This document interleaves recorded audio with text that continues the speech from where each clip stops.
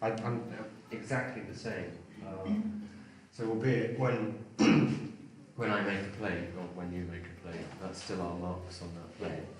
But if I just go and make the same mark on a sheet of paper, no, just not having it.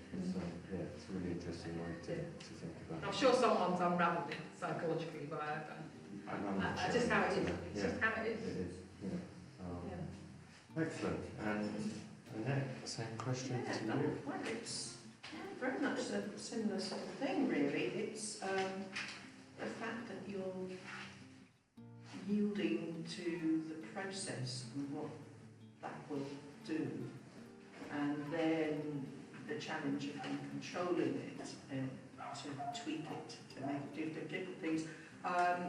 Before I discovered printmaking, I did do quite a bit of ceramic work, particularly working with salt glaze. I was lucky enough to know salt glaze potter and could use a kiln. And what I loved about that was the fact that you had to keep the forms that you're making quite simple, because you knew the kiln was going to add quite a lot to it. Yeah. And then the joy or dismay when you open up the kiln and see what's gone on. Yeah. During the firing is, it's the really exciting bit, and see how, the heat's hit one side and produce one effect, and then the pot or vessel that's in the shadow of the salt is quite different. Yeah. And so how does that relate to printmaking? Well, I think it does, in that it's the same thing, that you use the process, you create a plate to print, but as you say, you don't know until you've put it in the press or put the paper on top and rubbed it over. You don't know exactly what you're going to get.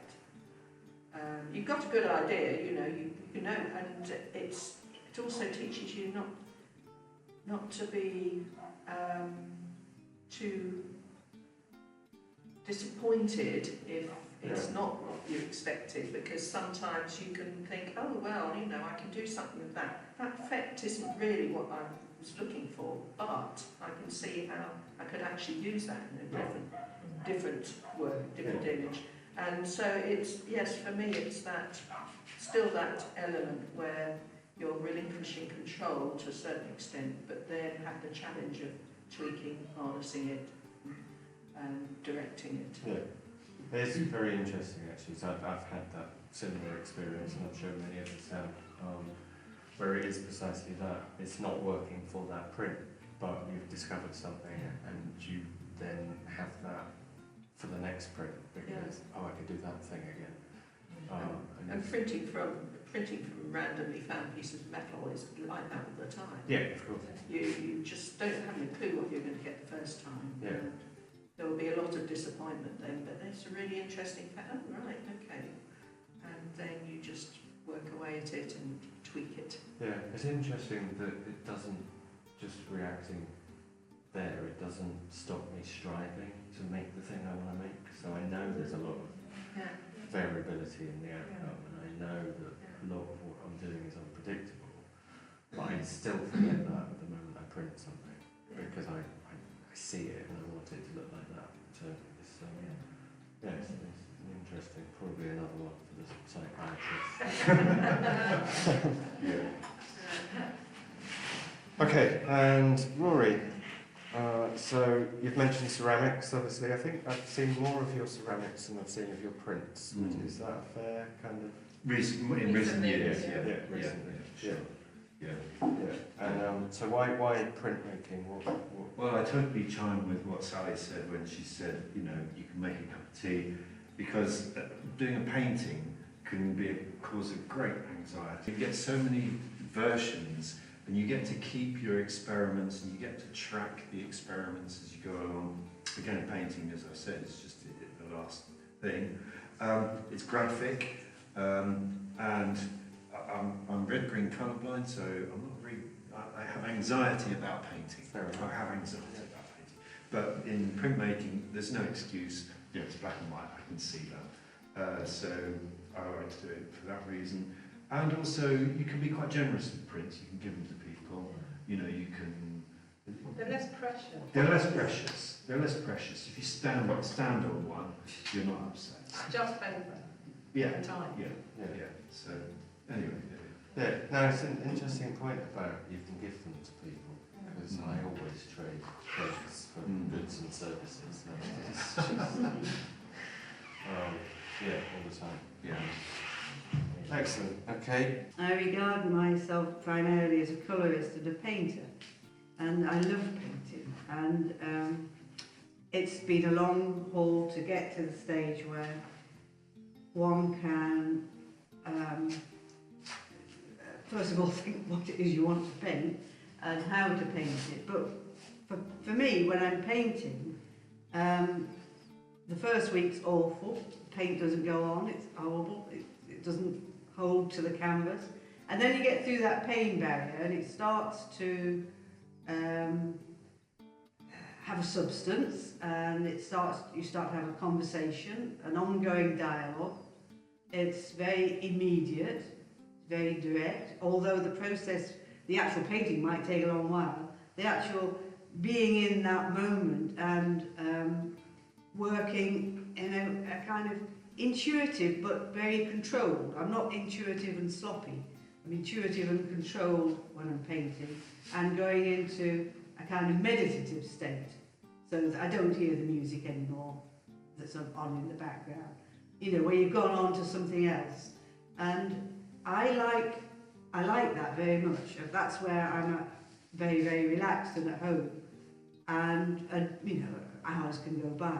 But I also like the contrast with printmaking, because as you say, it is a kind of, I've got to do this, I've got to do this, I've got to do this. A very process kind of medium.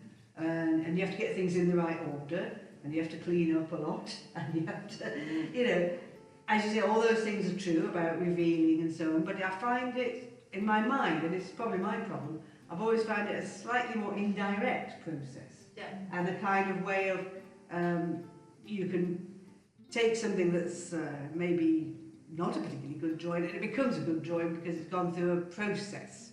You know, it's like fiddling around with photography. You can make it much more than it is.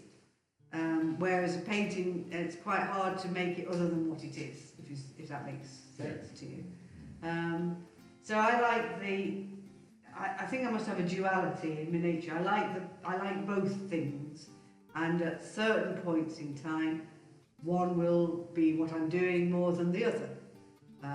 So whether it's screen printing or colograph or whatever, it's nice to be able to move between the two, and one feed into the other, so that one might be doing some screen prints, which then leads into some paintings, which then might come back into colograph. I don't know, it's that sort of circularity, but that having that ability to make choices and that sort of freedom is lovely, a great privilege.